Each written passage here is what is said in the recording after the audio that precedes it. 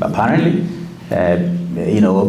media houses in this country have developed a new business model where they generate revenue from the people that they are interviewing. But one thing that, for example, Susan asked earlier is, does the public know that that is paid for content, that that is paid for interviews? And the reason why, for example, media houses started charging for interviews is that they realized that some of the anchors and some of the journalists themselves were actually getting kickbacks for interviewing some of the news sources. And consequently, they thought, why can't we make this money for ourselves?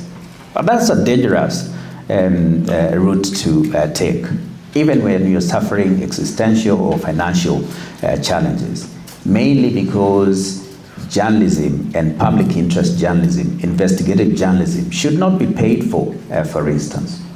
And one of the things that we do, for example, at Khan University, and all the universities that I've taught, because I taught ethics, law and ethics in this university and other universities that I've worked in, is to use such examples to illustrate the challenges that are going on in the media industry at the moment, so that that education is relevant and the students know what is actually happening in the media industry.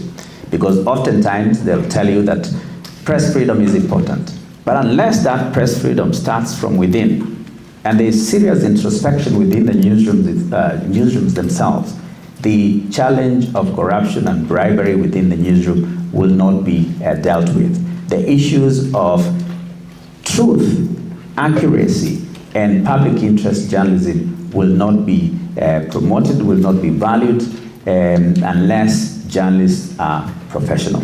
And this starts with you as a student, journalist, because the academy is both formative and helps, for example, prevention of unethical behavior, for instance. So by teaching, for instance, how and whether to do right, and when it is that you need to do right, that is important because it starts with you. As we always say, if you want to promote integrity, it must start at for example, when you're teaching students on how and what it means to be professional, because without that integrity, without the ethics, without the professionalism, people and the audiences will not trust you. They'll not trust your journalism. Instead, they'll think that you've been captured and you're serving certain interests.